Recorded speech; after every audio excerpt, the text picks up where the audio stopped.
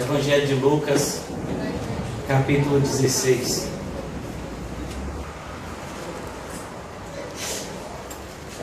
Lucas 16.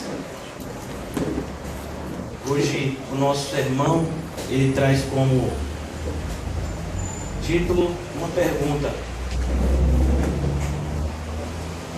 para onde você está indo? E essa pergunta, ela pode suscitar inúmeras respostas. A pessoa pode dizer: não, hoje eu estou indo para a casa de meu pai, hoje é domingo, eu vou almoçar com meu pai, com minha mãe. Outras pessoas dizem: eu estou indo em busca do meu sucesso financeiro. Algumas pessoas estão indo em busca da sua cura. Outras pessoas estão indo em busca dos seus sonhos. Mas quando nós nos debruçamos seriamente nas Escrituras, nós vemos que, independentemente do caminho ou da rota que a gente faça aqui na Terra, só existem dois destinos. A Bíblia é muito redundante nisso. Independentemente da rota que a gente trace aqui, não existem vários destinos. Não, só existem dois destinos. Existe um destino de intensa alegria, mas existe também um destino de intenso tormento. E é sobre isso que a gente vai pensar. Lucas 16, a partir do versículo 19. Muitas pessoas apresentam essa verdade como uma parábola, embora Jesus não diga isso. Nós vamos ver, por exemplo, em Lucas 18, que Jesus apresentou essa parábola, querendo mostrar àquelas pessoas o dever de orar sempre. Nós vemos em Lucas 18, outra vez, Jesus contou isso em forma de parábola. Mas aqui, irmãos, de forma bastante interessante, nós não vemos esse tipo de apresentação. O que nós vemos é Jesus falando acerca do perigo de nós traçarmos um caminho equivocado aqui na Terra. Irmãos, todos nós nascemos com religiosidade suficiente para nos levar para o inferno. Nós vivemos em um mundo altamente religioso. 1/3 da população do mundo se professa cristã. Já chegando a outro terço, nós temos o islamismo. Nós temos a China e a Índia, que são países com mais de 1 bilhão de habitantes, onde lá na Índia a principal religião é o hinduísmo. E na China nós temos o confucionismo, ou religiões, que buscam, são de fato uma vertente do espiritismo, buscam se comunicar com ancestrais e algo semelhante a isso. O que nós vemos no mundo é que o homem é um ser essencialmente religioso. Então o homem não tem dificuldade nenhuma de buscar algum tipo de religião. Por isso que a gente vai ver domingo pela manhã, muitas pessoas se direcionam a igrejas. Durante a semana, algumas pessoas se direcionam a centros espíritas, outras pessoas buscam religiões de raiz africana, e cada uma das pessoas do mundo busca de alguma forma se comunicar com o além, ou com uma entidade superior que supostamente estaria sobre eles. E a gente vai ver que nessa parábola isso não é diferente. Há um homem aqui e ele vai parar no inferno. E nós vamos aprender nessa parábola que ele era uma pessoa extremamente religiosa. Então, hoje, o Senhor nos trouxe aqui para alertar acerca do que nós devemos aprender como essencial na nossa vida. Existem algumas coisas que são importantes na nossa vida, mas só existe uma coisa que é essencial na nossa vida. E é isso que a gente vai aprender aqui na manhã de hoje. Esse é o nosso intuito, que hoje de fato o Senhor possa corrigir as nossas rotas. Nós aprendemos na Bíblia, irmãos, que o homem pode ganhar o mundo inteiro. O homem pode chegar à lua como já chegou. O homem pode conquistar medalhas, como conquistou Michael Phelps, o maior ganhador de medalhas na história olímpica. O homem pode fazer feitos impressionantes. Nós vamos ver, por exemplo, o inventor da luz elétrica que tentou 1000 vezes, sei lá, milhares de vezes antes de conseguir inventar, Thomas Edison, se eu não me engano. Nós vamos ver o homem incapaz de inventar um veículo que voa sobre as nuvens. E nós vamos ver que os homens são capazes de inventar inúmeras coisas aqui na terra. O homem só não é capaz de inventar um novo caminho que leve ele para o céu. Isso o homem não é capaz de inventar. E é sobre isso que a gente tem que pensar.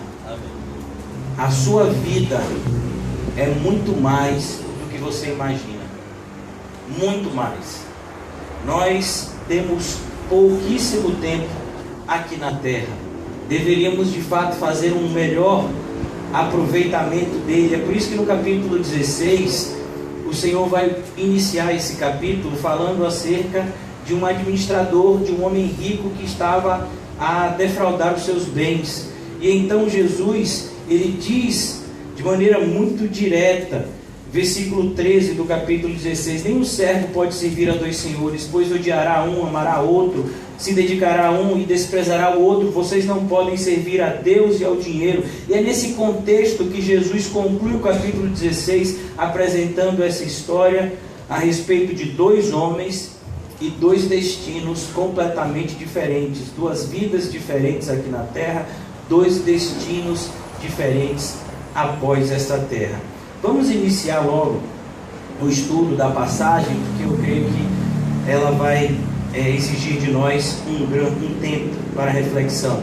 Versículo 19: havia um homem rico que se vestia de púrpura e de linho fino e vivia no luxo todos os dias. Irmãos, nós estamos cercados de pessoas assim. O que é que Jesus quer dizer com esses adjetivos? Rico, vestia-se de púrpura, de linho fino, vivia no luxo todos os dias. O que ele quer dizer com esses adjetivos? Ele quer dizer uma pessoa que vive para a satisfação própria. Essa é a definição desse rico aqui. Independentemente da quantidade de dinheiro que ele tenha, o que nós identificamos aqui nessa pessoa é uma pessoa que busca viver para a sua própria satisfação. É o que a filosofia chamaria de hedonismo. Aquele que acha que viver aqui é buscar a satisfação dos prazeres. Então, por exemplo, eu gosto muito de viajar. Então, sabe, eu vou estar planejando todo ano ou sempre que eu puder uma viagem para que isso me dê prazer. Algumas pessoas, por exemplo, gostam de comer. Então eles estão sempre planejando a próxima refeição para que eles sintam prazer através do alimento. Outras pessoas sentem prazer, por exemplo, através do sucesso ou dos aplausos. Então essas pessoas estão planejando projetos que eles possam ser bem-sucedidos e colher aplausos do mundo. O que ele nos mostra aqui é uma pessoa que busca viver somente para si mesmo. Ela não se preocupa com ninguém além de si. E aqui nós vemos isso, que são essas pessoas que conseguem de fato sucesso segundo o mundo. Eu desafio você a ir conversar hoje com 10 bilionários e você vai ver que todos esses 10 bilionários, eles se enquadram perfeitamente nessa definição. Você nunca vai encontrar uma pessoa muito rica que não tenha vivido exclusivamente para si. Por que eu estou dizendo isso? Talvez você diga, não, mas eu conheço pessoas que são muito ricas e são pessoas boas. Eu não conheço não, pelo menos segundo a Bíblia. Eu conheço uma pessoa que era muito rica e que se converteu. O nome dele era Zaqueu. Conheço pessoas assim, pessoas que usavam a antiga riqueza agora para conquistar uma riqueza celestial. Pessoas assim eu conheço, mas pessoas que se mantêm escravos da riqueza e ainda assim cultuam a Deus da maneira correta, é impossível você identificar. Então esse homem, ele era rico, ele era bem sucedido. Hoje em dia o parâmetro dos evangélicos aqui no Brasil, para que Deus seja na sua vida, é você ser bem sucedido. 90% das igrejas evangélicas, elas medem o favor de Deus pela quantidade de bens materiais que você possui. Então, se você é um pastor que tem um carrão, que mora numa casona e que tem uma igrejona, você é um homem de Deus. Deus, ele está fazendo coisas grandiosas através da sua vida. Mas se você é um pastorzinho que pastoreia uma igrejinha, que mora numa casinha e que nem carrinho você tem, você anda de ônibusinho, então você é uma pessoa que Deus deve estar lhe corrigindo, Ele deve estar lhe tratando em alguma área da sua vida, por isso que você está passando por tantas dificuldades. E é assim que os evangélicos medem hoje em dia o sucesso. E eles estão buscando algo, e muitos, para nossa tristeza, vão encontrar riqueza, vão encontrar sucesso, como a igreja de Laodiceia. E nessa busca pelo sucesso, eles vão se perder de Cristo.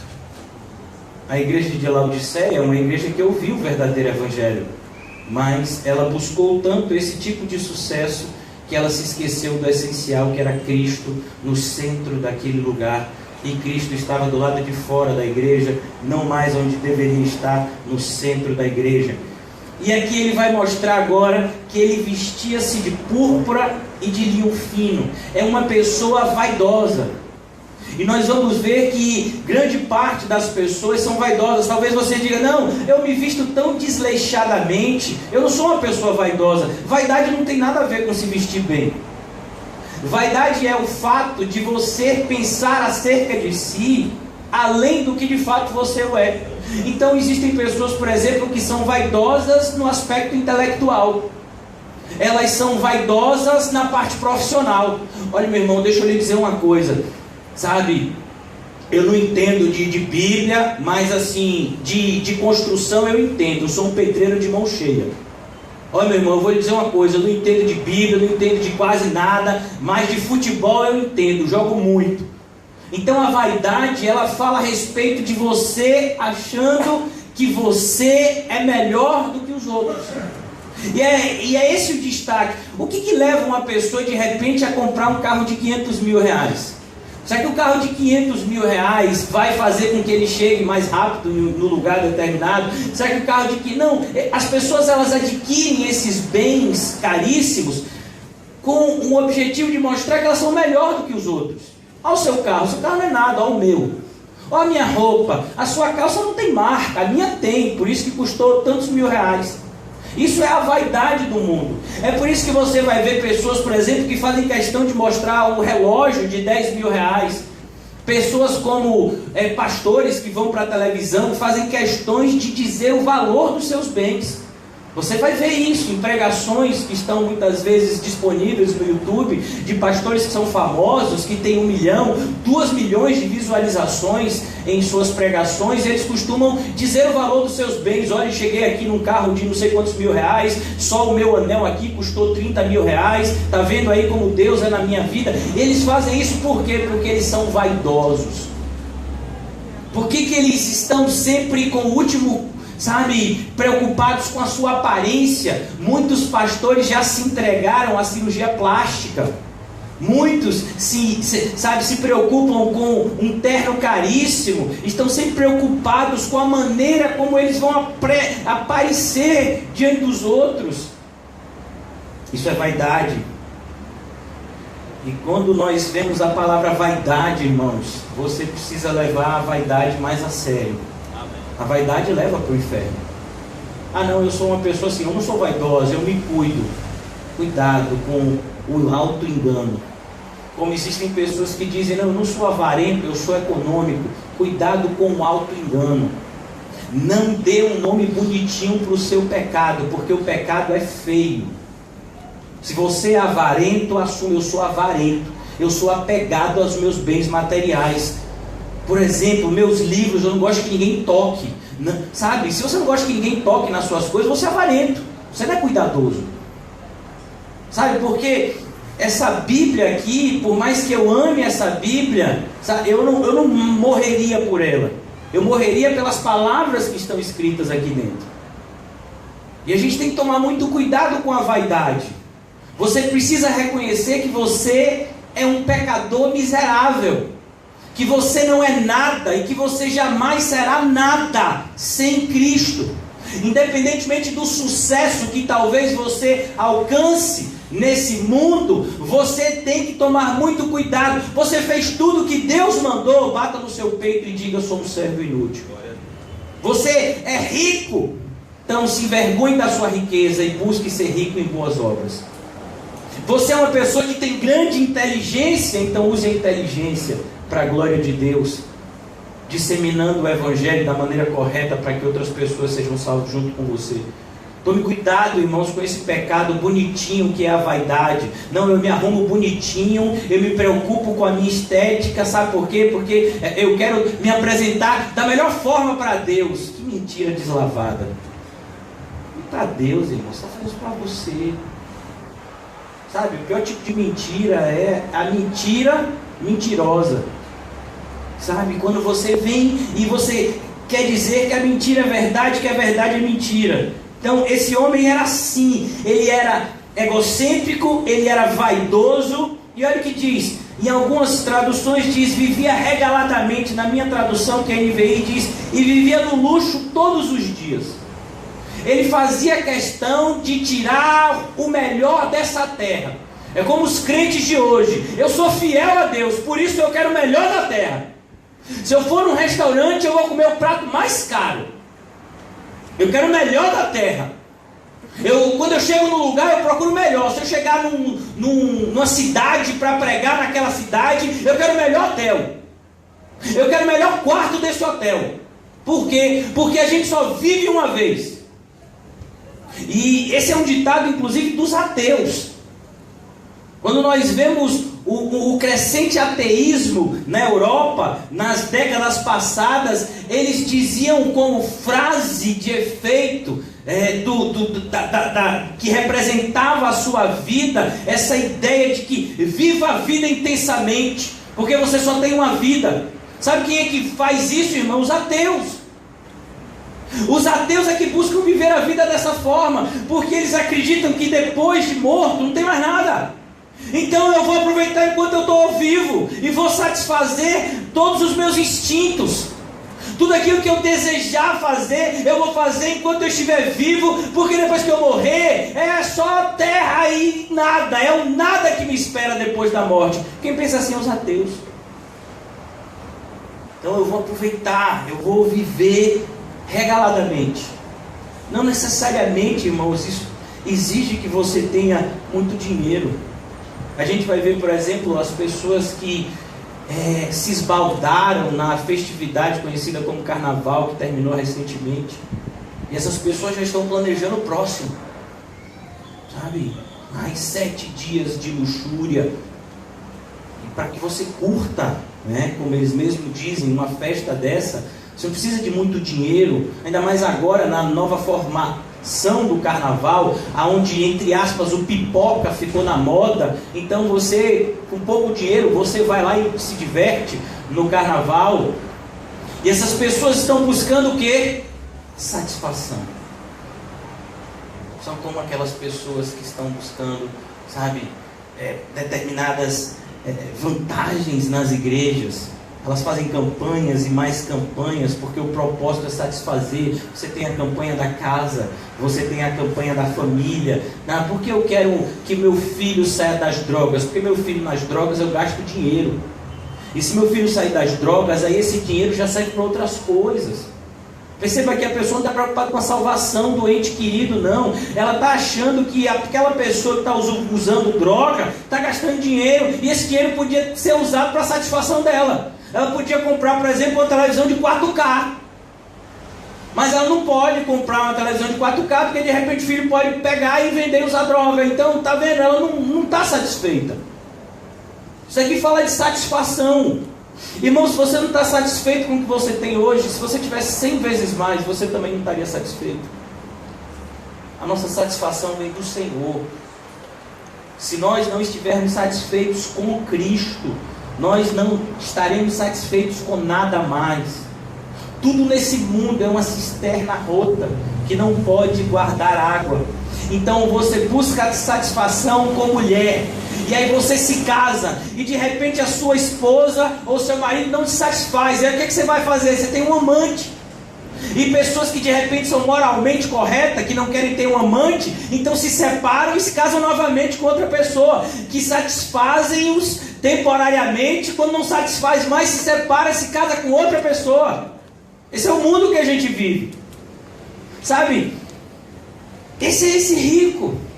É muito mais profundo do que simplesmente você ter bens materiais nessa terra. Porque você pode ter bens materiais nessa terra, reconhecendo que nada é seu e usando tudo aquilo para a glória de Deus. Aqui está falando de uma pessoa egocêntrica, vaidosa e principalmente de uma pessoa que buscava satisfação no mundo e não em Cristo. É isso que o apóstolo João alerta a igreja na sua primeira carta e diz: não ameis o mundo e nem nada que existe nele. Por quê? Porque o mundo é sedutor. Mas tudo que a gente vai encontrar no mundo se define em três coisas: concupiscência dos olhos, concupiscência da carne e soberba da vida. É só o que a gente vai encontrar no mundo. E aquele que ama o mundo, o amor do Pai não está nele. Aqui no versículo 20, a gente vai ver agora um contraponto. Existia esse homem que buscava a satisfação e que todos os dias satisfazia a si mesmo com a vida maravilhosa que ele levava. E eu quase vejo esse homem agradecendo a Deus pela vida maravilhosa. É como você vê um jogador de futebol que fechou um contrato maravilhoso com um clube europeu. E ele vai usar todo aquele dinheiro para prostituição, para luxúria, para todo tipo de coisas que nem convém falar entre os santos, e ele vai agradecer a Deus aquele contrato. É como políticos corruptos agradecendo a Deus diante da corrupção. Obrigado, Deus, pelo Senhor me permitir viver tão bem. Obrigado, Senhor, por esse dinheiro da corrupção que chegou às minhas mãos e que permitiu que eu tivesse dezenas de carros e que levasse os meus filhos para a Europa e que tivesse essa vida tão maravilhosa. Deus, o Senhor só pode me amar porque minha vida é maravilhosa, Senhor. É isso que a gente vive hoje em dia. Ímpios agradecendo a Deus pela vida maravilhosa que eles têm vivido. Você pode ver isso. Recentemente a gente teve uma cantora do axé chamada Ivete Sangalo, que teve filhos gêmeos. Afinal de contas, ela tem dinheiro e ela pode fazer o que ela quiser. Se ela quiser ter trigêmeos, ela contrata um médico e ela tem trigêmeos. Como é que essa mulher vive? De maneira totalmente ímpia. O que essa mulher ensina para as nossas crianças? Só baixaria. Mas ela fala de Deus, ela agradece a Deus pelas coisas. Oh Deus, obrigado pela minha saúde, aconteceu tudo bem com o meu parto, meus filhos estão bem, obrigado Deus. E ela está onde agora? Na sua mansão, com dezenas de babás ao redor para cuidar dos seus filhos. Que ela quis só colocar no mundo. Por que quis colocar no mundo? Mas provavelmente nem vai cuidar. Porque o tempo dela é bem mais utilizado fazendo dinheiro com pessoas que gostam de ouvir a sua voz e as baboseiras que ela diz. Então a gente vive debaixo dessa realidade, aonde as pessoas elas estão preocupadas com isso. Recentemente a gente viu a morte de um evangelista extremamente famoso. Eu não sei se eu posso definir ele como evangelista, porque ele não evangelizou as pessoas, ele desevangelizou, Billy Graham. E ele foi uma pessoa tão importante que ele aconselhava os presidentes americanos. Imagine, presidente dos Estados Unidos, ele é tido como o homem mais poderoso do mundo, porque ele manda na nação, que é a nação mais poderosa do mundo.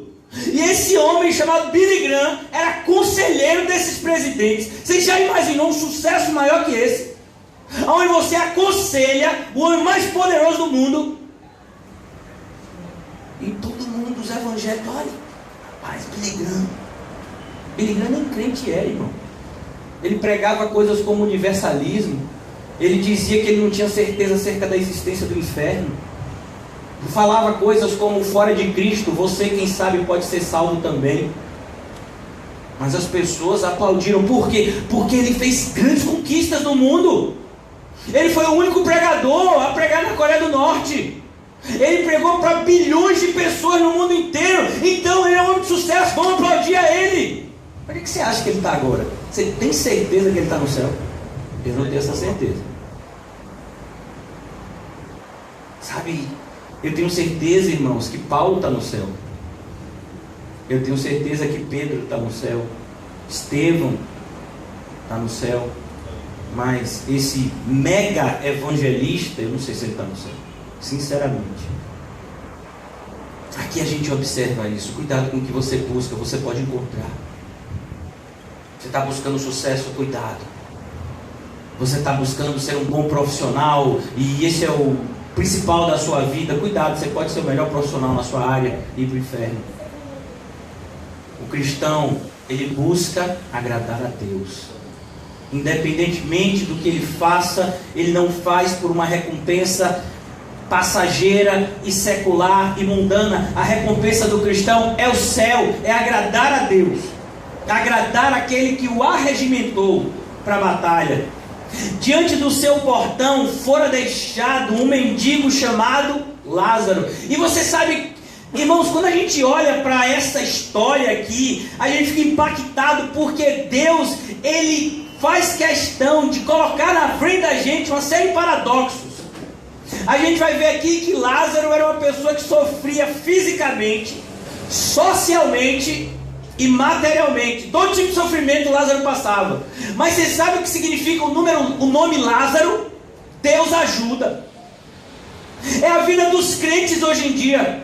A gente sai por aí pregando que Deus é bom e que Deus nos salvou em Cristo Jesus, mas a gente vive doente, vive sem dinheiro, e vive passando por todo tipo de coisa, e as pessoas dizem: rapaz, você fica falando que Deus é bom, mas sua vida é horrível. Que Deus é esse que faz que sua vida seja tão ruim assim? Parece piada. É a vida de Lázaro. Como é seu nome? Lázaro. A pessoa dava risada na cara dele. Só quando ele dizia o nome já era motivo de chacota. Lázaro? Não é melhor você mudar seu nome para miséria?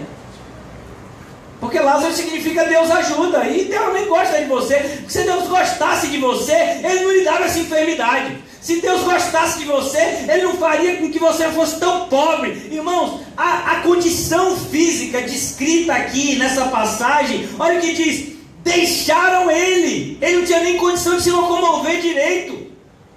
Pegaram ele e deixaram ele na porta desse rico, na esperança e pelo menos o lixo do rico sustentar ele.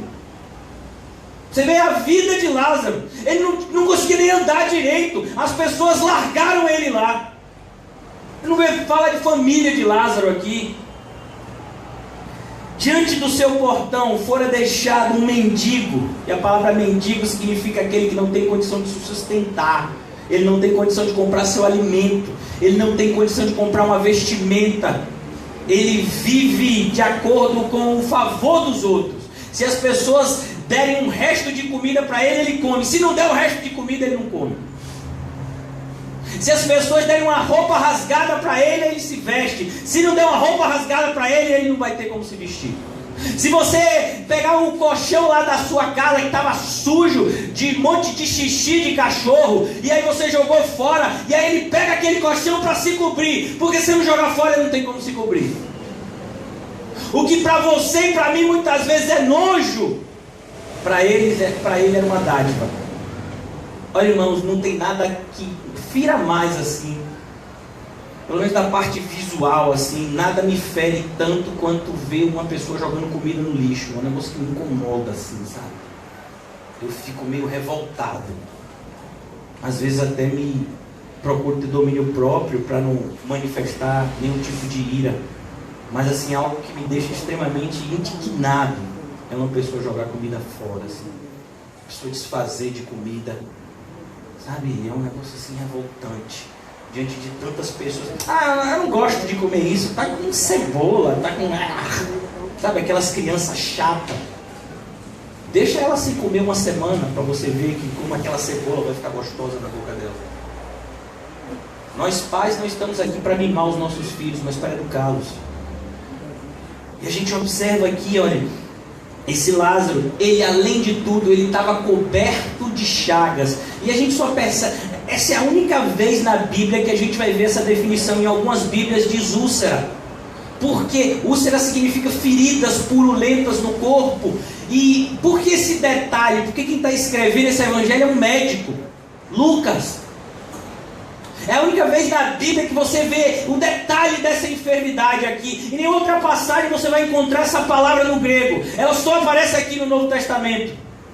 Lázaro está coberto de chagas e feridas. E as pessoas nem encostavam nele. Não, vai que eu pego esse negócio.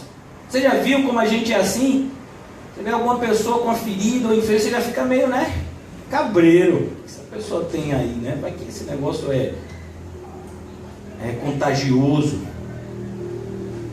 Irmãos, deixa eu lhe dizer uma coisa. Você vai ficar doente se Deus quiser que você fique doente.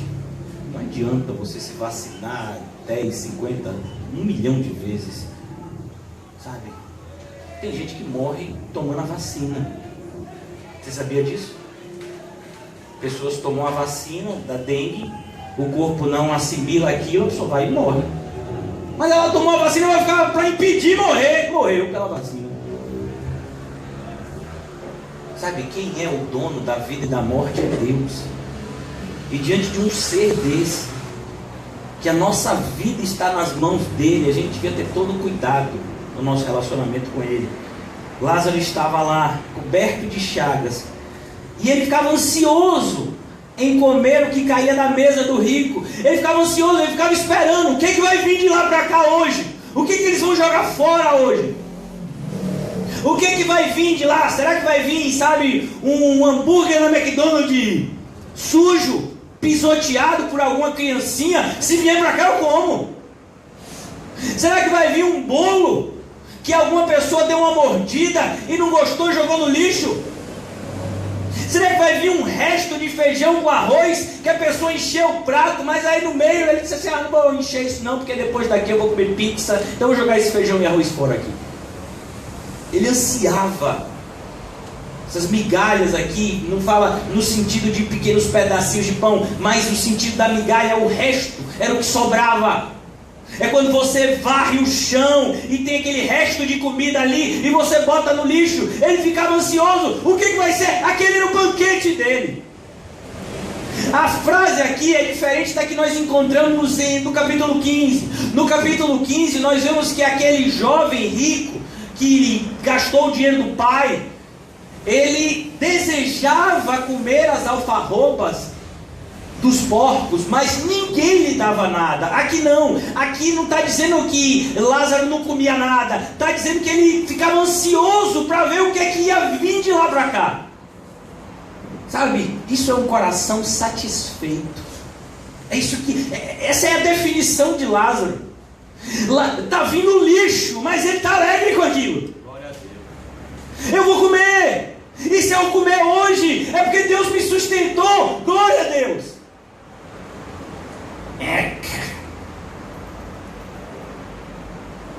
Tem um fio de cabelo na minha comida.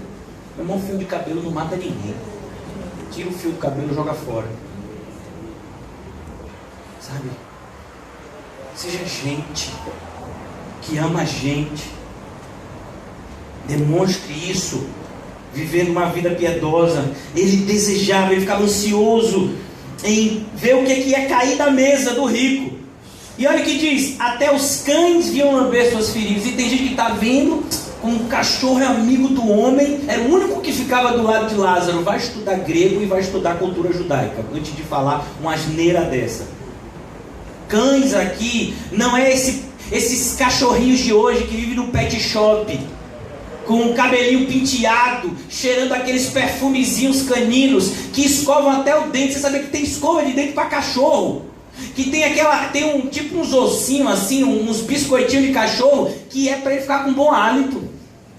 Irmãos, é um negócio assim violento.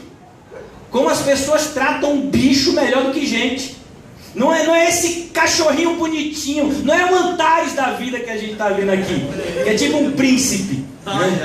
Não é Antares aqui. Aqui são cães raivosos. Cachorros naquela época cachorro de rua, cheio de sarna e violento. E eles atrapalhavam. Enquanto Lázaro estava ali, Lázaro tinha que disputar com ele quando chegava a comida, porque eles também estavam querendo comer lixo. Era isso que o cachorro vinha. Ele atrapalhava os planos de Lázaro. Até os cachorros atrapalhavam a vida de Lázaro. Lázaro não tinha como se defender daqueles cachorros, porque, irmãos, ele não tinha como chegar nessa casa. Você percebeu que deixaram ele lá? Ele não tinha como se defender desse cachorro. Sabe, naquela época, se você é um homem assim forte como o Quinho, com 65 de bíceps, você pega um pedaço de pau e afugenta os cachorros. Sai daqui, sai! Mas uma pessoa como Lázaro, que vivia jogado na porta de uma pessoa, como é que ele ia se defender dos cachorros? Ele ficava com medo ali, né? Então tudo bem, você pega aqui, eu pego aqui, vamos fazer com uma divisão.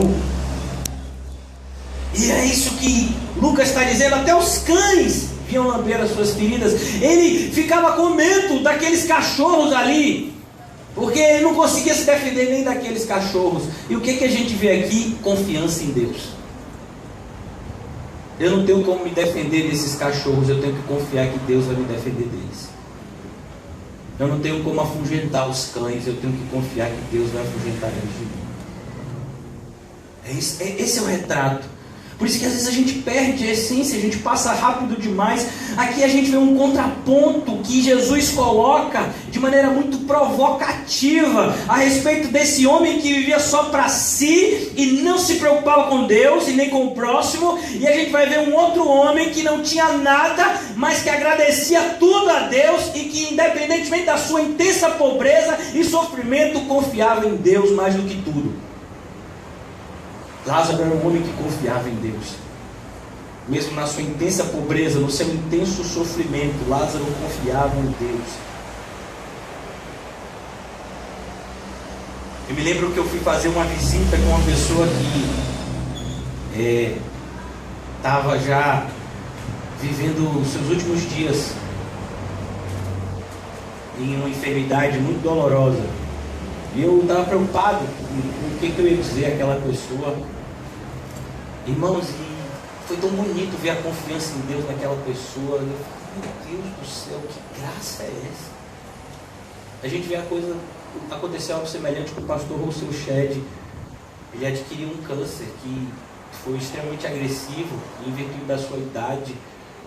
Depois que ele foi diagnosticado, ele faleceu com poucos meses e você não vê uma reclamação da boca dele, só louvores e agradecimentos a Deus. Ele disse, olha, eu agradeço a Deus inclusive por essa enfermidade, porque essa enfermidade está me ajudando a ter determinadas percepções que eu não tive ainda na minha vida.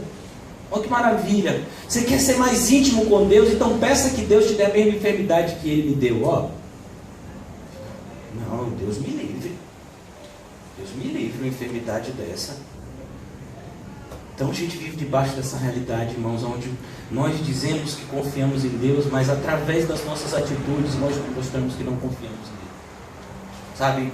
Olha, pastor, eu vou dizer uma coisa, eu acho bonito isso, a dedicação, acho bonito aqui a obra e tudo, mas assim, ó, pastor, eu tenho que correr atrás. Porque se a gente não corre atrás, saco vazio não fica em pé. Irmão, se você gosta de ditado do mundo, então você tem que viver no mundo. Aqui a gente faz uso da palavra de Deus. Versículo 22. Chegou o dia em que o mendigo morreu. Ele morreu. E você sabe, irmãos, que quando eu estava estudando aqui e eu vi a morte de Lázaro, a gente não percebe nenhum tipo de enterro. A gente nem sabe se ele foi enterrado ou se o corpo dele ficou lá jogado alguns dias até as pessoas perceberem que ele tinha morrido. Porque hoje em dia, por exemplo, a gente vê uma pessoa jogada na rua ali, ela vai ficar ali provavelmente algum tempo. E a gente vai pensar, não, ali deve ser um bêbado, um drogado, que passou a noite fazendo uso de droga e aí desmaiou por ali. Às vezes a pessoa está morta há 4, 5 horas. E um monte de gente passou ali, mas que nada, aqui deve ser um desses, sabe, que não vale nem a comida que come. Algumas pessoas não externalizam isso, mas é o que pensam. Lázaro morreu ali. Um homem cheio de chagas, um homem que não tinha ninguém por ele, e um homem que talvez até os cachorros estivessem mordendo a pele dele, comendo. E a gente vai ver algo para, talvez você fique escandalizado, irmãos, não fique não. Vá ler Apocalipse, capítulo 10. 2 testemunhas de Deus, 2 homens separados por Deus para pregar o Evangelho durante um determinado tempo. Quando eles completam a sua missão, o que acontece? O anticristo, Satanás, consegue matá-los. E quando eles são mortos, os seus corpos ficam jogados na rua. E você sabe o que as pessoas fazem? Celebram a morte daqueles homens, porque eles estavam atormentando eles. Graças a Deus, esses pregadores do verdadeiro evangelho morreram. O tempo todo eles ficavam dizendo para a gente se arrepender, se arrepender, se arrepender. A gente não quer se arrepender, a gente quer se satisfazer. Eu estou vindo para a igreja para ser feliz. Eu estou vindo para a igreja para Deus melhorar meu casamento, para Deus melhorar minha conta bancária, para Deus melhorar minha família. É para isso que eu estou vindo, para Deus me livrar de qualquer problema. É por isso que eu estou vindo para a igreja. Eu não estou vindo para a igreja para me arrepender. E esse pastor fica só arrepende. Ah, não aguento mais. Ainda bem que esse miserável morreu. Essas duas testemunhas morreram. E você sabe o que é que o povo fez? Celebrou. Cada um deu um presente para o outro, para ser Natal. Essas duas testemunhas morreram. E a gente vê aqui, essa morte de Lázaro não foi nem sentida pelas pessoas ao seu redor. Diz simplesmente, chegou o dia em que o mendigo morreu. Ele morreu, ele era mendigo, não tinha ninguém por ele. O corpo dele deve ter ficado estirado lá. Se é que não pegaram a carcaça dele e jogaram no lixão. Mas, irmãos, aconteceu outra coisa no plano espiritual. Ainda nesse versículo 22 diz: e os anjos o levaram para junto de Abraão. Irmãos, Deus enviou anjos para vir buscar a alma de Lázaro. Que honra! Os anjos são mensageiros celestiais.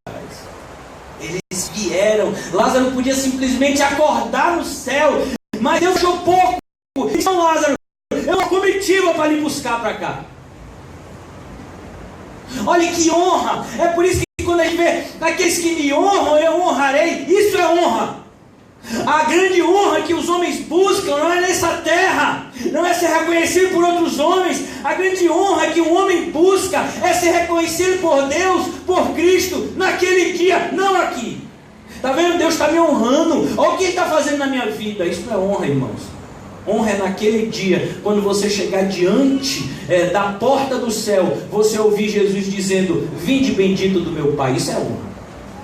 Esse é o único momento de honra que a gente encontra na Bíblia. Não existe honra aqui na terra, não para nós, seres caídos. Independentemente da regeneração, nós continuamos seres inclinados para o pecado e que vamos lutar contra o pecado todos os dias. Por isso é depois da nossa morte que vem o nosso grande presente.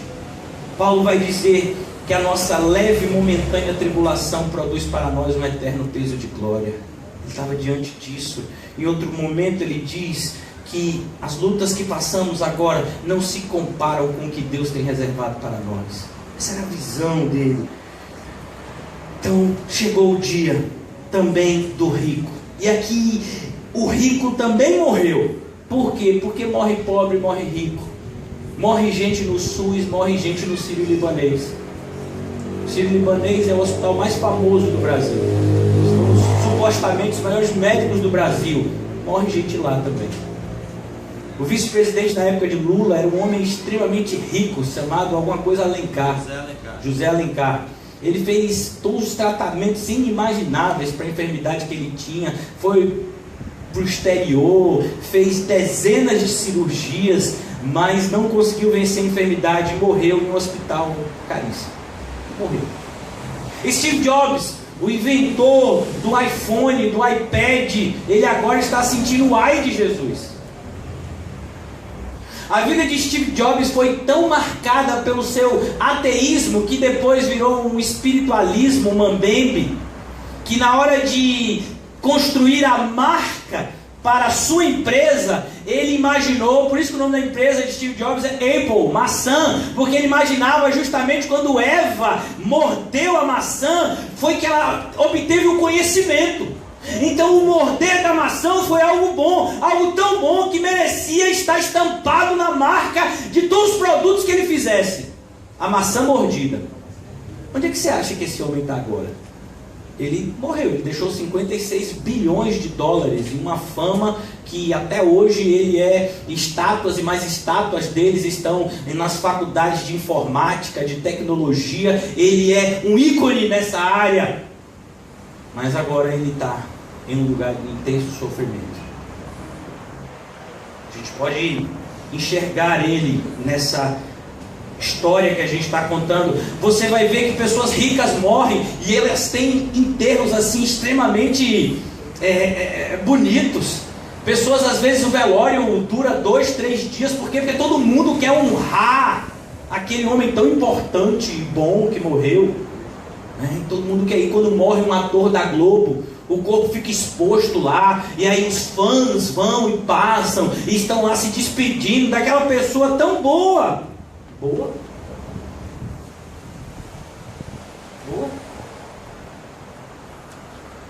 Assim foi esse rico. Foi sepultado com toda a honraria que você imagina. Todo tipo de honraria ele recebeu. Mas olha o que diz versículo 23 já na sequência. No Hades, algumas traduções do inferno.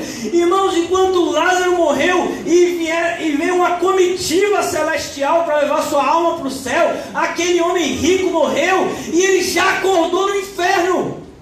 Um abrir e fechar de olhos. Eu fico imaginando, por exemplo, irmãos, um bilionário que está dirigindo a sua Ferrari. Ele bate a sua Ferrari e de repente ele abre o olho e está no inferno. Você vê um bilionário no seu jatinho, o jatinho cai, ele abre o olho e ele está no inferno. Sabe? Essa é a realidade do mundo.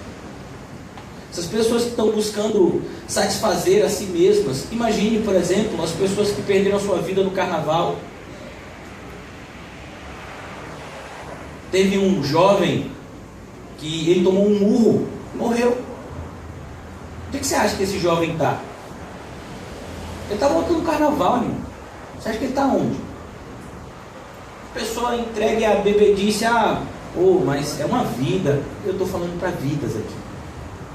Para que você não vá para o mesmo lugar que provavelmente ele foi. Ele tomou um murro, acordou aonde? No inferno.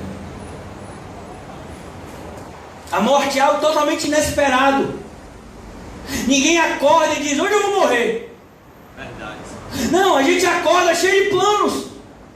Hoje eu vou comer isso, hoje eu vou fazer aquilo, hoje eu vou visitar fulano, hoje vai ser assim, hoje vai ser assado. Ninguém está planejando sua morte. Ainda que você vá ver uma pessoa, um paciente terminal, você vai ver, essa pessoa não está planejando a sua morte. Ela não vai dizer: hoje eu vou morrer. Não, como eu tenho pouco tempo, hoje eu estou querendo assistir programa X, programa Y na televisão. Ninguém espera a morte. A morte sempre chega de forma inesperada. E é isso, ela chegou assim para esse rico. Talvez ele estivesse lá se debaldando com a sua comida, ele se engasgou com a comida e morreu. Morreu. E ele abre os olhos e ele já estava no inferno. É por isso que não existe essa balela que os adventistas ensinam de sono da alma. Olha, os justos e ímpios, eles estão dormindo até o juízo final. Não, irmãos. Já tem uma antessala do céu, já existe uma antessala do inferno. Depois da morte, segue-se o juízo. Independentemente do grande juízo naquele dia, as pessoas que morrem com Cristo, elas já usufruem da alegria eterna. Aqueles que morrem sem Cristo já usufruem dos tormentos eternos. É isso que a Bíblia ensina de forma cristalina. Se você estudar isso com uma criança, ela entende. Aqui não é difícil de entender, é difícil de aceitar, porque a gente quer sempre criar uma expectativa, e foi debaixo dessa tentativa desesperadora de tentar maquiar essa realidade tão dura que é a realidade do inferno, que a Igreja Católica inventou o purgatório. Quando ele percebeu que a maior parte dos católicos, pela maneira como viviam, se fosse estudar a Bíblia seriamente, iam para o inferno. Disse: então a gente não pode fazer isso, porque o pessoal está vindo para cá, ainda dá dinheiro para a gente não pode dizer que eles vão para o inferno. Vamos fazer o seguinte: vamos inventar um lugar chamado purgatório, E a palavra purgatório vem dessa palavra purgar, que significa, é uma espécie de pagamento. Então você não pode ir para o céu direto, porque você não é uma pessoa tão boa assim. Você não viveu corretamente aqui na terra. Você não tinha uma fé verdadeira em Cristo. Mas quando você era pequeno, você foi batizado. Você ia para a quarta-feira de cinza. De vez em quando você ia para a missa. Então eu também não posso dizer que você era um pagão. Então, como você não era nem um pagão e nem um cristão verdadeiro, você estava no meio do caminho. Então eu vou inventar um lugar para você, o purgatório. Aí você vai ficar lá no purgatório, sei lá, 1000 anos, 10 mil anos, 50 mil anos. Eles têm até os cálculos para os pecados. É por isso que os católicos inventaram, por exemplo, algo que não tem na Bíblia, que são 7 pecados capitais, né? Ira, glutonaria, tem lá, luxúria. Eles inventaram 7 pecados capitais que não tem na Bíblia. Por quê? Porque não existe esse negócio de pecado capital. O pecado é pecado. E o pecado é o quê? Um relacionamento incorreto com Deus. O que foi que fez com que Adão e Eva morressem? Uma mordida. É pecado morder uma fruta? É. Se Deus mandou não morder e você mordeu, isso é pecado. Pecado é um relacionamento incorreto com Deus. Pecado não é luxúria, glutonaria, ira. Não é isso que é pecado. Essas são as consequências do pecado. O pecado é um relacionamento incorreto com Deus. E isso vai fazer com que nós vivamos uma vida incorreta em todas as áreas. Então esse homem, ele morre. E ele era provavelmente um homem extremamente correto. Talvez esse fosse uma das pessoas que você dissesse, não, o fulano está no céu. Rico está no céu, ele. Pessoa correta, uma pessoa que... gente boa. Ele era tão gente boa, fazia festa toda hora para sua família. Gente fina, o camarada sabe que todo dia fazia uma festa, convidava a gente, dava as melhores comidas. Como é que uma pessoa dessa não vai para o céu, rapaz? Onde estava sendo atormentado, ele olhou para cima e viu Abraão de longe com Lázaro ao seu lado. Por que Jesus fala Abraão? Porque Abraão é o patriarca. Abraão é o primeiro a caminhar por esse caminho da aliança. Não que as pessoas antes de Abraão não fossem salvas, eles eram salvas. A gente vai ver Enoque, a gente vai ver o próprio Noé, mas Abraão é o primeiro a andar por um convite direto de Deus em uma nova aliança que alcançaria o mundo inteiro através do Messias. E a gente vai ver aqui, é Abraão que ele vê com a referência de que esse homem estava no céu. Por quê? Porque ele estava no mesmo lugar que Abraão está. Não no sentido de que Abraão é o dono do céu, de jeito nenhum. Mas Abraão é um precursor. Ele é na Bíblia tido como o pai da fé, aquele que recebeu a promessa direta de Deus de que através da posteridade dele o mundo inteiro seria abençoado. Então quando Jesus diz Abraão estava lá junto com Lázaro, está dizendo, então Lázaro está no céu. Ele está testificando acerca do lugar e não da pessoa. Não é Abraão que faz as vezes quando uma pessoa vai para o céu. Não, o rei do céu. Quem você primeiro vai enxergar no céu é Jesus Cristo. Aleluia. Mas ele diz aqui, Abraão, de longe, com Lázaro no seu lado. Lázaro estava ao lado de Abraão. Se Abraão era honrado no céu, Lázaro estava do lado de Abraão, ou seja, um lugar de honra. Lázaro não estava num lugar qualquer do céu, ele estava do lado de Abraão. E o homem fica sem entender. Sabe, irmãos, o desespero de muitas pessoas vai se acordar no inferno sem entender como foram para lá. Eles não pensaram nisso enquanto estavam vivos. Só vão pensar nisso depois que estiverem mortos. Que tristeza. Pessoas que só vão pensar na eternidade quando chegarem no inferno. É o caso desse rico. Ele estava tão preocupado em se satisfazer, ele estava tão preocupado com a sua vaidade, com a sua luxúria, com as suas viagens, com as suas comidas, com as suas roupas. Ele estava tão preocupado com essas coisas tão importantes, que ele não se preocupou com o mais importante, a alma dele. Agora ele vai se preocupar, mas agora não tem mais jeito.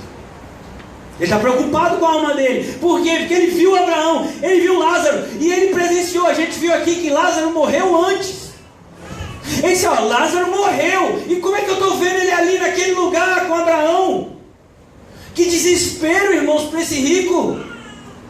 Eu estou vendo Lázaro e o lugar que ele está ali é maravilhoso.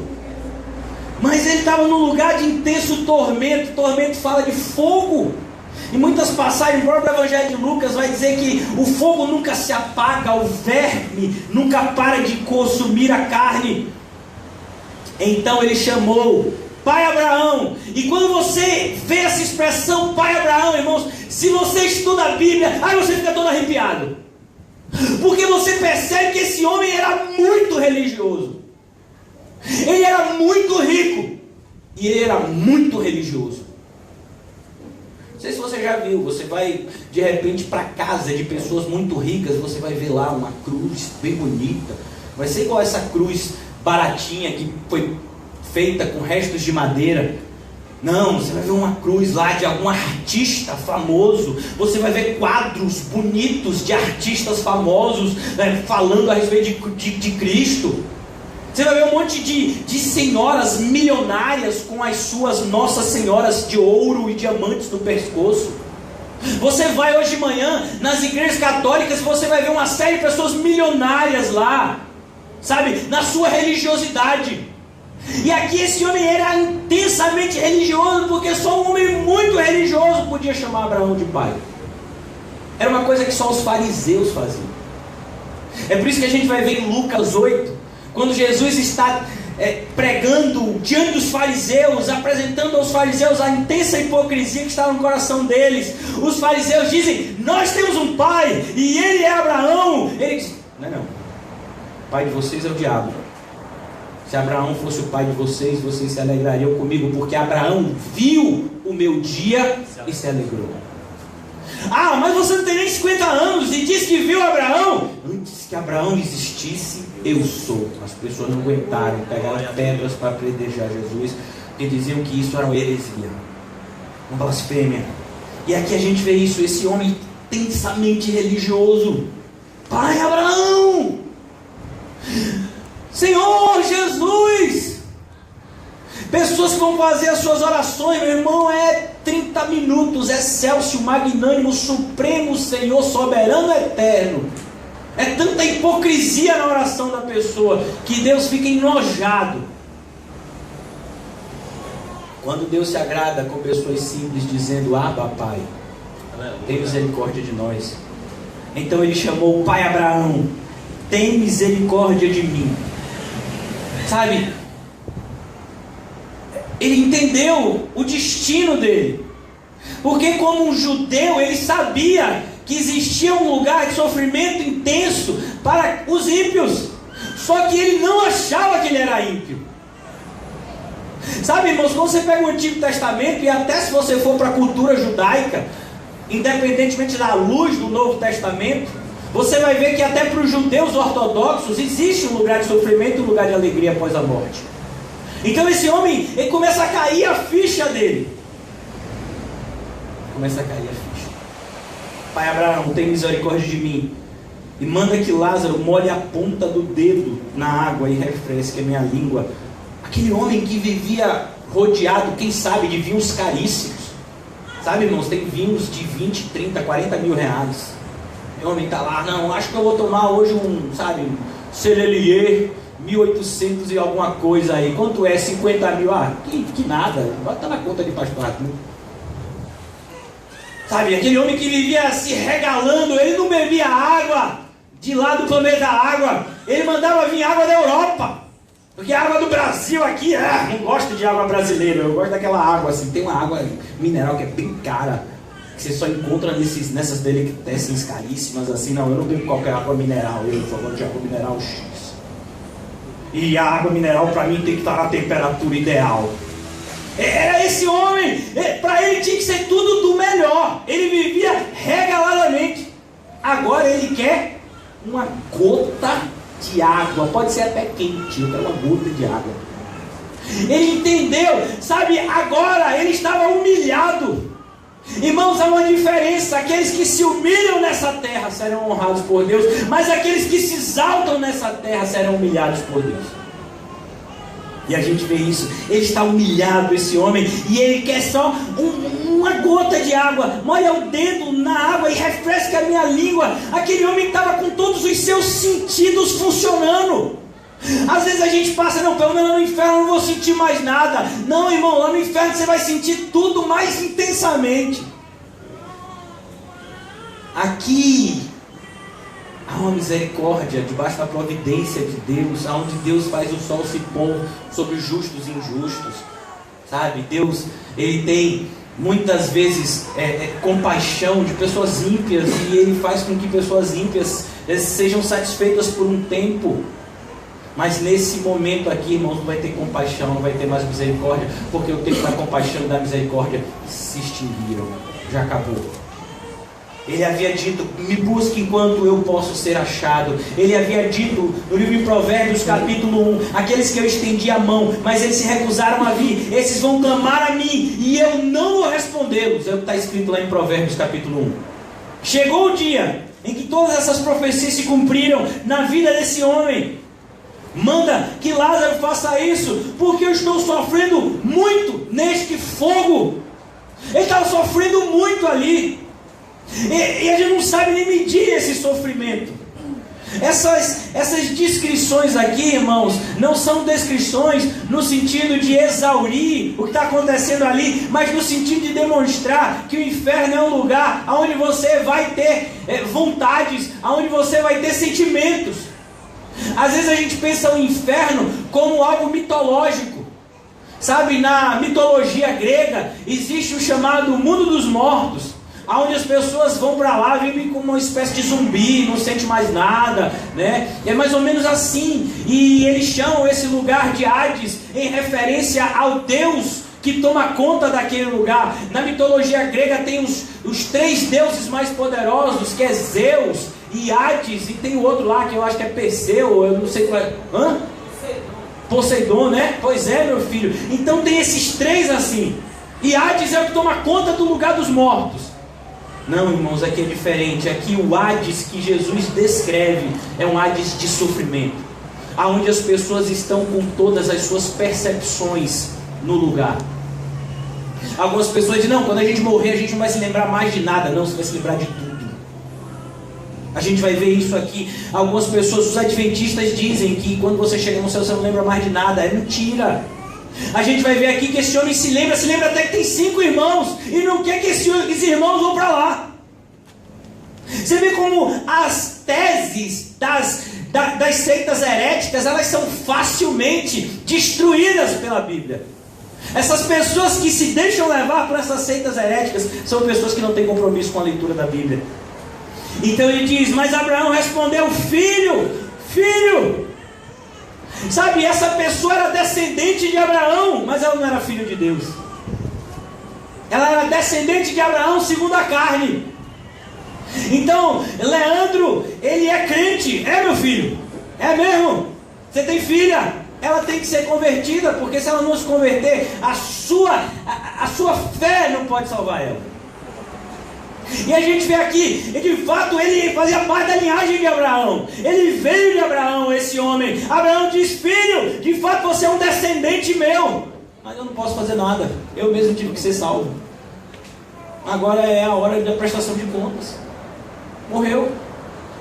Eu deixei um exemplo para que vocês, meus descendentes, seguissem. É isso que Abraão quer dizer. Vocês escolheram não seguir.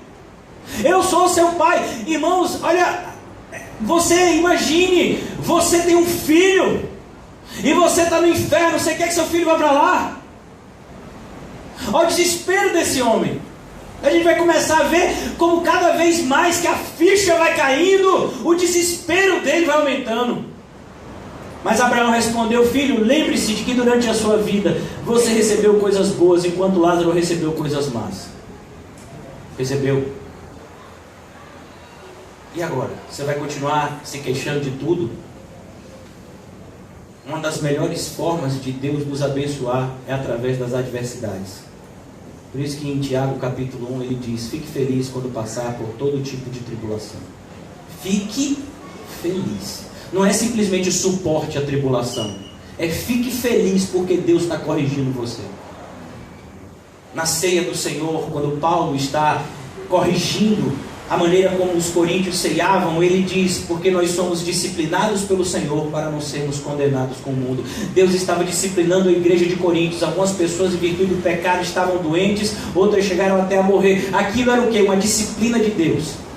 para que as pessoas não fossem condenadas com o mundo. Você está achando ruim sua enfermidade? Você devia glorificar Deus nela.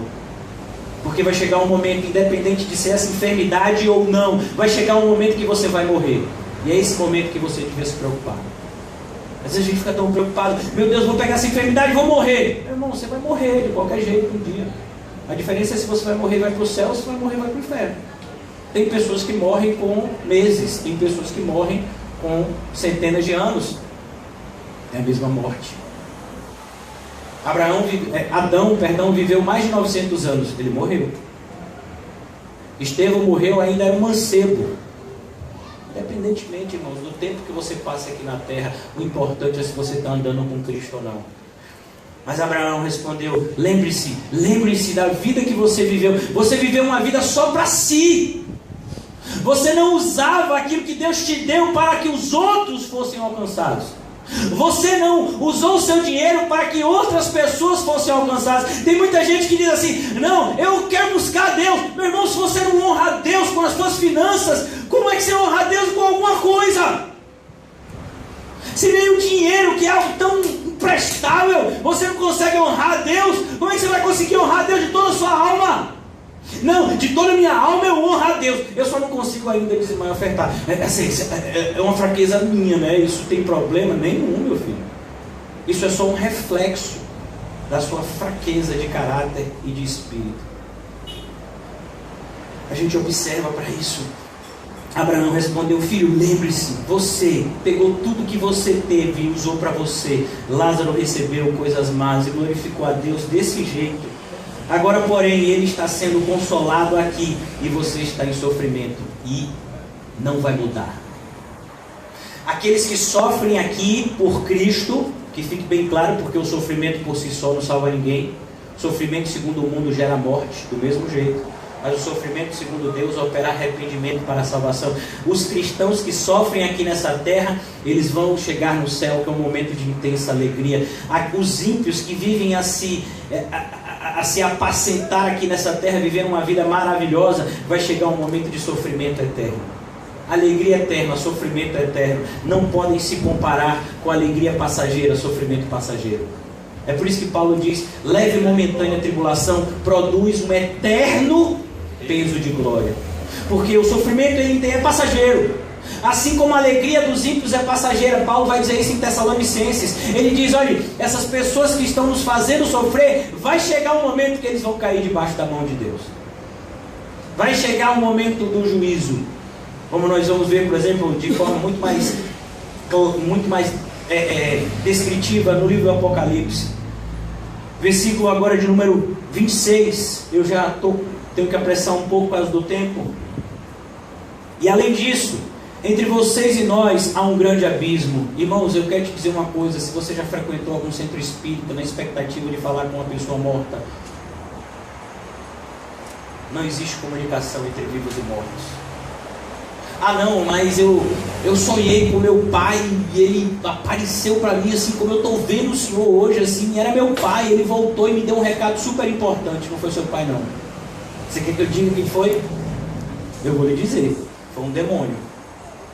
Se você viu essa manifestação, foi uma manifestação demoníaca. Ah, mas Satanás pode fazer isso? Satanás pode se disfarçar de anjo de luz, que dirá disfarçar de um parente seu e meu. Uma pessoa que pode se disfarçar de anjo de luz, ele não pode se disfarçar de um parente meu e seu.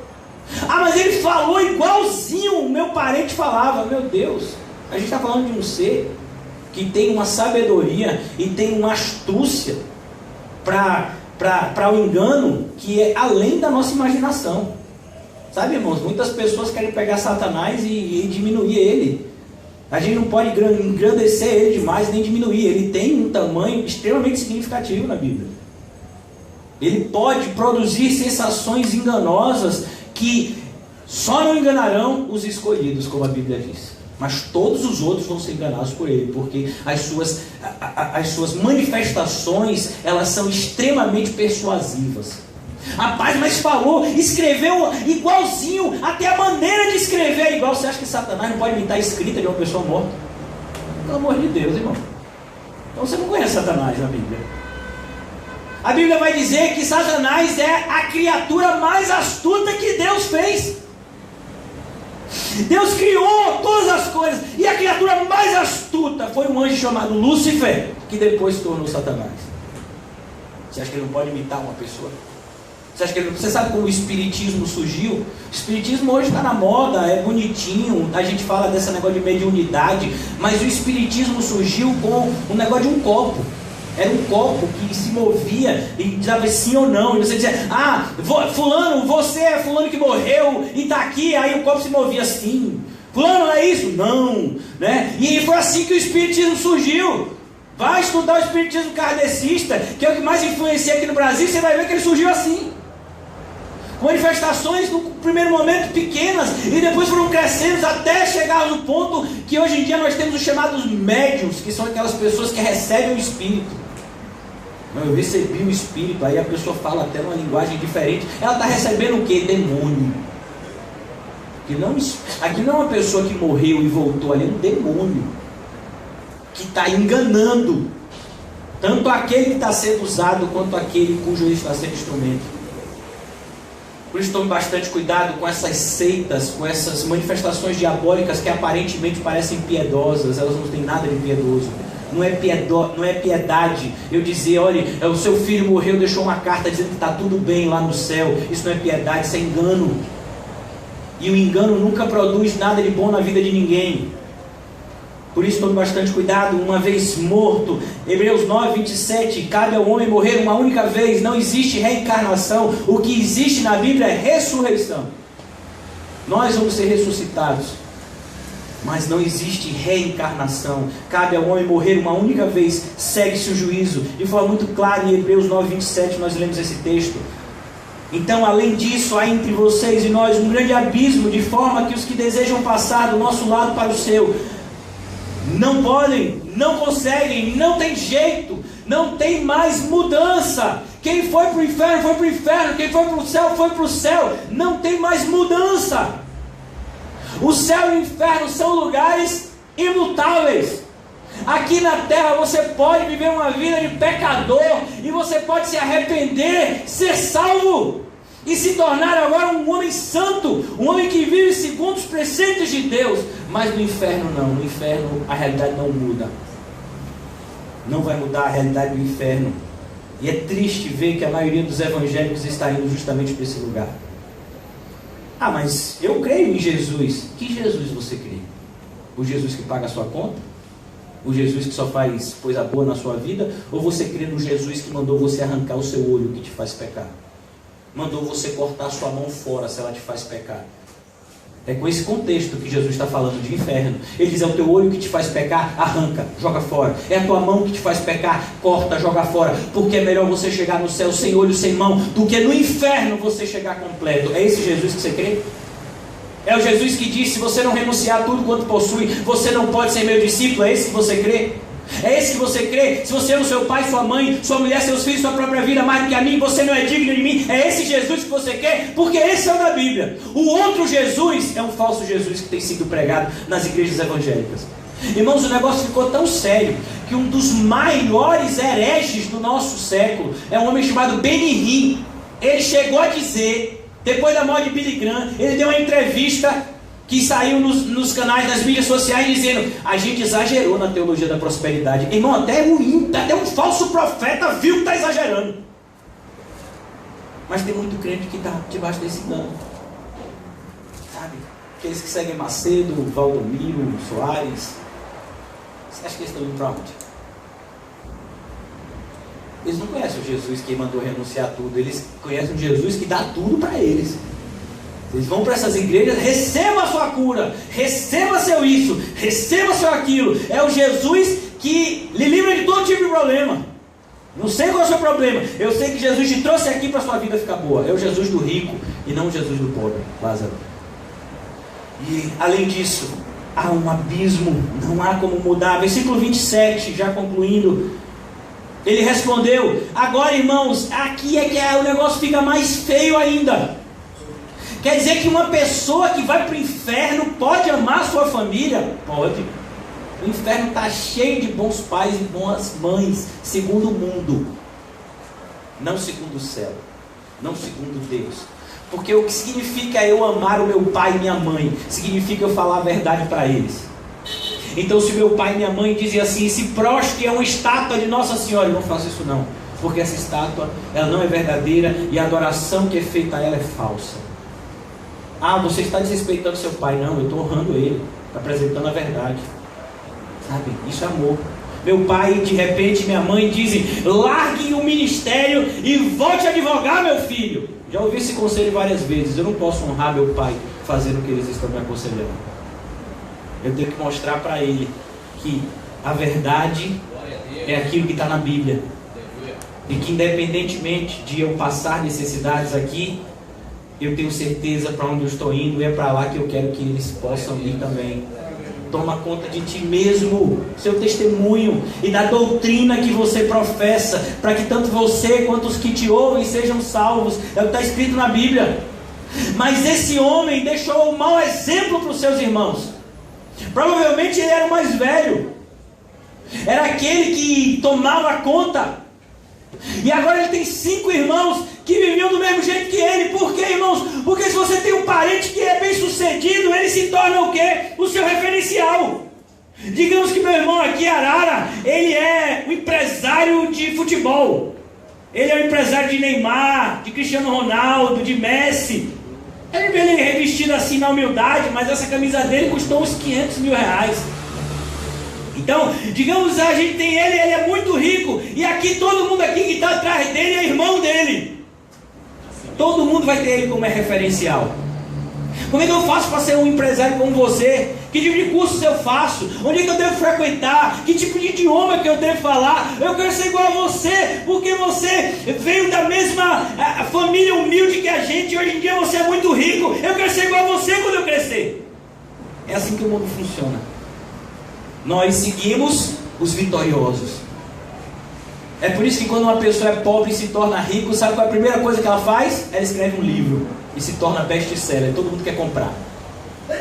Por exemplo, como um homem jovem, apenas com 25 anos de idade, se tornou o maior revendedor de colchões do Brasil. Todo mundo vai querer saber essa história. Eu vou querer saber quem Começou na loja do pai, estava passando por dificuldades, mas de repente abriu 1, abriu 2, abriu 3. Hoje em dia ele tem somente 26 anos de idade e são 3.000 lojas ao redor do mundo inteiro. Eu não disse nomes, não estou entendendo aqui, estou dando um exemplo. Todo mundo quer saber essa história. Como é que um jovem casal se torna o laboratório mais famoso do mundo, onde pessoas do exterior vão fazer exame aqui na Bahia? Como é que isso aconteceu?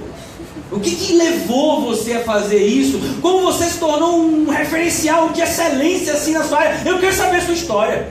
Como é que uma pessoa se torna, de repente, do dia para a noite, diretor da Bahia Gás? Eu só era um simples vendedor e de repente é chamado como diretor executivo de uma mega empresa. Eu quero saber a sua história. É assim que funciona, irmão, o mundo. Todo mundo quer saber quem está lá em cima. Por quê? Porque eu quero seguir esse espaço de quem está lá em cima. Essa era a preocupação desse homem. Ele era o referencial da sua família, e agora ele tinha certeza que a família dele ia para o mesmo lugar que ele. Misericórdia. E ele não queria isso. Você quer ajudar a sua família, irmãos? Aproveite hoje, dando um bom testemunho cristão. Depois da sua morte você não vai poder ajudar mais ninguém. Ele respondeu: eu te suplico. Ó, humildade. Antes ele era, sabe, soberbo, era aquele que fazia tudo. Agora ele é humilde. Eu te suplico, pai, manda Lázaro ir à casa de meu pai, pois eu tenho 5 irmãos. Deixa que ele os avise, a fim de que eles não venham também para este lugar de tormento. Olha a preocupação desse homem que está no inferno. Às vezes a gente tem uma ideia que no inferno só vão os assassinos, os homens maus, aquelas pessoas que não gostam de ninguém. Aqui a gente está vendo no inferno um homem que amava a sua família, mas amava da forma errada, mas amava. Existe amor errado? É o que mais existe. Ah, eu amo meu pai. Se você não ama Cristo em primeiro lugar, o seu amor é errado. Ah, eu amo minha esposa. Se você não ama Cristo em primeiro lugar, o seu amor é errado. Eu amo meus filhos. Se você não ama Cristo em primeiro lugar, o seu amor é errado. O amor correto é aquele que é derivado do amor que nós temos por Deus, por Cristo, pelo Espírito Santo. Então eu não posso amar as pessoas corretamente se Deus não estiver em primeiro lugar na minha vida. A gente vai ver que esse homem amava as pessoas, mas amava da forma errada. Ele queria ajudar os seus irmãos, então ele fazia aquelas festas, os seus irmãos vinham para a casa dele, ele era o referencial da sua família, e agora os seus irmãos têm ele como um grande homem, estão seguindo seus passos. E vão para onde os seus 5 irmãos? Para o mesmo lugar. Daqui a pouco estão chegando aonde ele está. É isso que você quer para a sua família?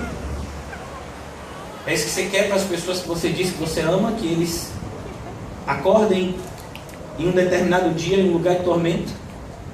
Ou você deseja que essas pessoas vão para o céu? Você quer que essas pessoas vão para o céu? Então comece a fazer alguma coisa hoje. Comece a renunciar tudo, a tomar sua cruz, a seguir a Jesus. Essa é a única forma de ajudar alguém a ir para o céu.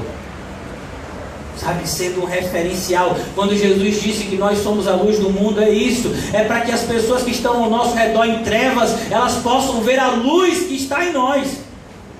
É assim que a gente procura salvar as pessoas, dando um bom testemunho cristão, colocando Deus em primeiro lugar. Mesmo que essas pessoas não entendam no primeiro momento, elas vão entender depois. A gente tem um exemplo de um missionário que evangelizou aqui na América do Sul, chamado Jim Elliot.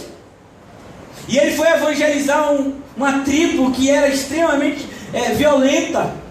E ele, mas os seus companheiros foram assassinados.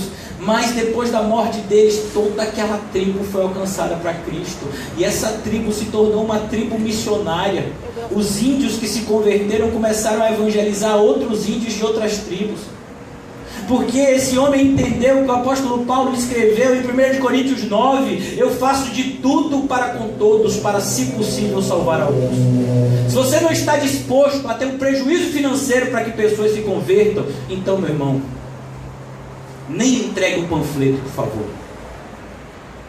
Se você não está disposto a receber um não, se você não está disposto a ser motivo de chacota, se você não está disposto a perder o seu emprego, se você não está disposto a ser rejeitado pelos seus próprios pais, como foi o caso de Jeremias, então não distribua nenhum panfleto.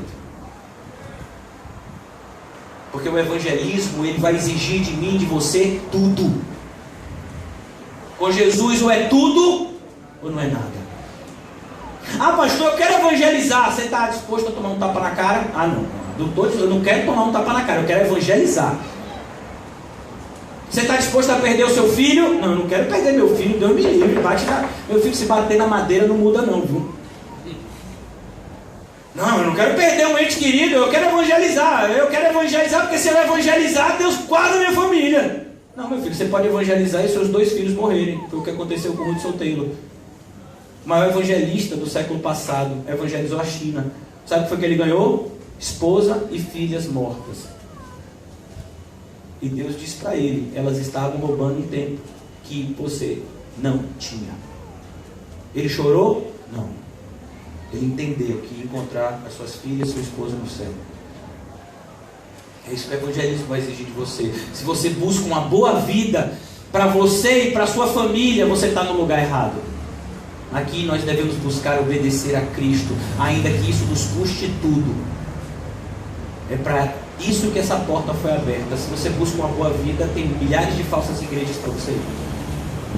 Então a gente olha para essa realidade. Esse homem está preocupado com a sua família na hora errada. O lugar que ele está preocupado com a família era quando ele estava o quê? Se vestindo de linho puro e se deliciando. Tem um monte de pai e de mãe que se preocupa com seus filhos só depois que está tudo destruído.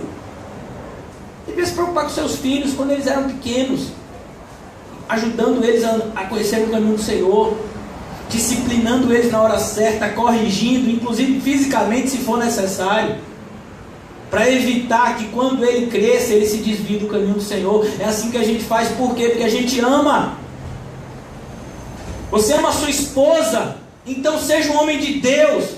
Não saia por aí querendo ganhar dinheiro para poder dar um colar de pérolas para sua esposa, uma viagem para a Europa e depois você e sua esposa ir para o inferno. O homem de Deus muitas vezes vai ter pão duro para botar em casa, mas a família está indo para o céu. Glória a Deus. Isso é ser cristão, irmão. Há uma realidade depois da morte, e nós, na qualidade de cristãos, sabemos qual é essa realidade. Nós não fomos enganados e nem podemos nos enganar a nós mesmos, porque essa realidade está cristalina na Bíblia a respeito do céu e do inferno. Abraão respondeu: eles têm Moisés e os profetas que os ouçam. Se uma pessoa não se converte através de uma pregação bíblica, ela não vai se converter ainda que aconteça milagres todos os dias na vida dela. Olha, irmãos, aqui na igreja, 7 anos, esse ano, esse mesmo banco que você está sentado, já sentaram várias pessoas. Talvez ao longo desses 7 anos, milhares de pessoas tenham passado aqui. Por que elas entram e saem? Porque elas querem o que o rico queria, não a vida que Lázaro vivia. Sabe? Essa é a realidade. Eu falo com pessoas que passaram um tempo com a gente. Muitas vezes eu falo com essas pessoas sobre o telefone, elas estão em outros lugares, outras cidades, outros estados, e eu tenho muita preocupação pela alma dessas pessoas, porque elas não estão vivendo da forma correta. A oportunidade que eu tenho de exortá-las, eu sempre exorto. Por isso que algumas pessoas que antes eram meus amigos se tornaram meus inimigos, porque é a maneira que eu tenho de demonstrar amor, exortando. Irmão, você está errado. Não é assim. Você está vivendo como se vai para o inferno. Pode viver desse jeito. Ah, pastor, desse jeito isso é radical demais. Eu vou procurar outro lugar para ir. Mas aqui você tem que ouvir a verdade. Se você viver desse jeito, você pode conquistar o mundo inteiro. Você pode até chegar em uma igreja e galgar lugares nenhum, igreja mundana. Mas você vai morrer, vai para o inferno. Essa é a realidade. O inferno existe. E a única forma das pessoas se converterem é através da pregação. Aprove a Deus salvar o mundo pela loucura da pregação do Evangelho. Timóteo estava extremamente amedrontado. Como é que você sabe isso, pastor? Porque a gente lê a Bíblia, meu filho. E quando Paulo diz não tenha medo, não tenha covardia, porque ele estava com medo. Você não diz não tenha medo para uma pessoa que está cheia de coragem. Ele diz, olha, Deus não te deu espírito de covardia, meu filho. E aí no final ele conclui dizendo, olhe, prega a palavra. Quer seja oportuno, quer não, repreende, exorta com toda unanimidade e doutrina, porque chegará um tempo em que as pessoas não suportarão essa doutrina. Já chegou há 2000 anos. As pessoas não suportam essa doutrina. Principalmente essa, a doutrina do inferno. As pessoas não suportam pensar em um ente querido nosso que não era cristão e que morreu e que a gente gostava muito. Onde é que ele está agora? Está aqui, no inferno. Mas eu não acredito, essa pessoa era tão boa. Foi uma tia, foi uma dinda, foi uma pessoa da sua rua que quando você era pequenininho te dava bala, foi uma pessoa que pagou seus estudos, foi uma pessoa que fez uma série de coisas boas para você, mas ela só não tinha Cristo. E aí onde é que ela está agora? Eu acho que ela está no céu. Tá não, meu filho? Está aqui, no inferno. O inferno está cheio de pessoas boas, moralmente. Cheio. O exemplo desse rico é assustador, porque ele não é uma pessoa ruim, do ponto de vista nosso. Do ponto de vista nosso, ele merecia aplausos. Mas, do ponto de vista de Deus, ele foi reprovado, irmãos. E lançado no lugar de tormento eterno, sem nenhuma gota de água para acalmar o seu tormento. Ele pediu e foi negado a ele uma gota de água. Ele clamou, não clamou nem por si, ele clamou pelos seus familiares e não foi ouvido. Coisa assustadora. Eu quero muito que os meus filhos não vão para o inferno. Você não tem que querer mais nada. Se eles tiverem que se arrepender, eles vão se arrepender através da palavra de Deus. Hoje em dia, já dizia um pastor, há 50 anos atrás, que coisa difícil é reunir as pessoas para uma reunião cuja única atração é Cristo e a sua palavra. As pessoas querem sempre palhaçada, batuque, revelamento, que de revelação não tem nada. Receba isso, receba aquilo, sabe, entretenimento, vamos fazer trazer alegria às nossas reuniões, vamos tornar elas aprazíveis. Eu passei hoje de manhã por aqui e tinha na porta de uma igreja aqui, mega bazar, venha imperdível. É sempre assim, maneiras carnais de atrair as pessoas. Mas só existe uma forma de salvá-las: a pregação do verdadeiro evangelho. É por isso que a pregação de Billy Graham nunca salvou ninguém, porque ele nunca pregou o verdadeiro evangelho. Uma árvore boa não pode produzir um fruto mau, assim como a árvore má não pode produzir um fruto bom. De uma fonte não podem jorrar água doce e salgada, ou é doce ou é salgado, irmão. Mas a gente vive debaixo de um universo onde tudo é relativo.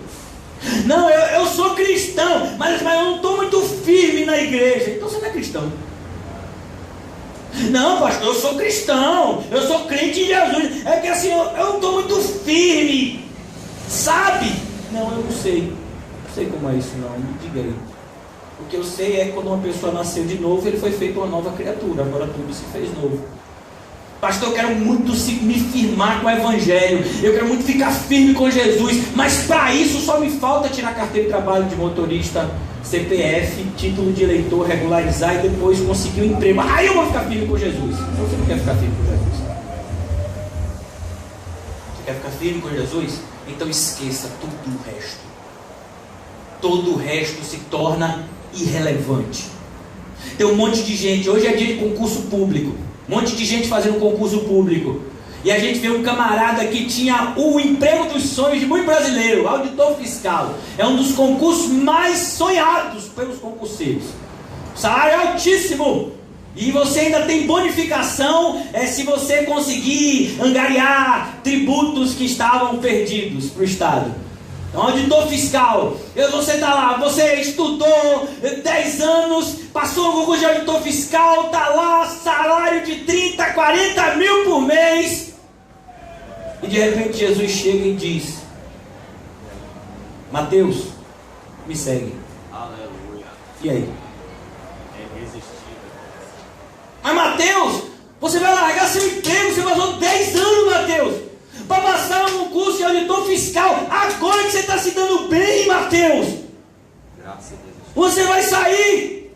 A gente vê dois irmãos empresários na área de pesca, Pedro e André. E tinha outro que parece que vinha da família, que era Tiago e João. Sabe, o pai dele era um empresário na área de pesca tão famoso que vendia peixe para o sumo sacerdote. De repente Jesus chega para aqueles dois jovens que estavam preparados para tomar conta do negócio da família e diz: me segue. E sabe o que é mais assustador? Que diz assim: abandonando as redes e ao seu pai, eles seguiram a Jesus. Eles tiveram que rejeitar a sua família. Sua própria família, no primeiro momento, não entendeu aquilo. Imagine Jesus, o filho mais velho de José e Maria. E o filho mais velho, quando o pai morria, era o que tomava conta da mãe da família.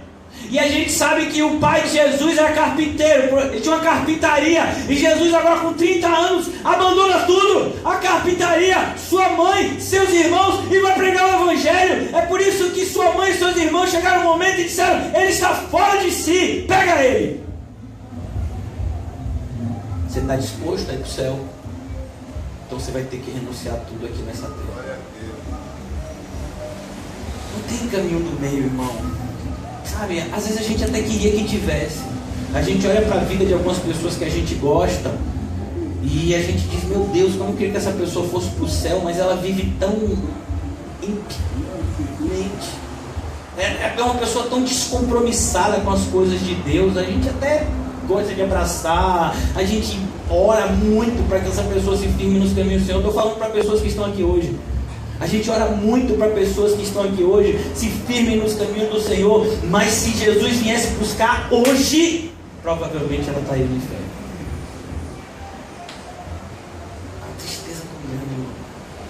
É por isso que muitos pregadores ficam depressivos, porque parece que a gente está tentando, sabe, encher a água da piscina e a piscina está furada. Mais água a gente bota, mais água sai, ela nunca fica cheia. É a sensação muitas vezes que a gente tem na igreja. Algumas pessoas, poucas, estão se firmando com Jesus, mas a grande maioria está, sabe, parecendo uma montanha russa. Está dando loops e loops. Um dia vem para a igreja e diz, não, eu quero ficar firme. No outro dia você passa um mês sem ver a pessoa. Estava onde? Pastor, esse tempo aí foi... Está meio difícil vir, porque... Não sei sobre isso. Você faltou o seu trabalho? Não, trabalho não faltei. Você não veio para a igreja. A igreja é menos importante que o seu trabalho. Você saiu de sua casa? Não, continuo morando no mesmo lugar. E não veio para a igreja, que é a casa de Deus. Quer dizer que a sua casa é mais importante que a casa de Deus na sua vida? Sabe, irmãos, é esse rico. Ele não soube medir as coisas. E quando ele foi medido, ele foi encontrado reprovado. Como eu fui encontrado reprovado, não acredito que já é esse horário. Não. Pai Abraão, disse ele, mas se alguém dentre os mortos fosse até eles se arrependeriam. Abraão respondeu, se não houve Moisés e os profetas, tão pouco se deixarão convencer, ainda que ressuscite alguém dentre os mortos. Eu quero concluir nessa noite, irmãos, falando duas coisinhas apenas. Jesus pregou essa palavra diante dos fariseus que ele tinha acabado de chamar de avarentos. Esse é o contexto dessa parábola. Jesus havia chamado os fariseus de avarentos, dizendo para eles, não tem como você buscar a Deus e as riquezas, não dá para buscar os dois. E você sabe o que os fariseus fizeram? Deram risada na cara de Jesus, escarneceram de Jesus. Por quê? Porque Jesus era pobre. Então eles disseram, sabe por que Jesus está falando isso? Porque ele é pobre. Se ele experimentasse um pouquinho do dinheiro, ele ia ver como o dinheiro é bom, e uma coisa tão boa só pode vir de Deus. Como é que eu moro na minha casa e tenho minha televisão, não é nem 4K, é 5K? Sabe, me diga aí, meu filho, o tamanho da maior cama. King size. Não, mas o tamanho, sabe, minha cama, elas são 5 metros de comprimento por 3 metros. Sabe, como é que eu tenho uma cama tão que eu deito assim, chega lá, me abraça. Sabe, eu durmo tão tranquilo nos meus travesseiros da NASA.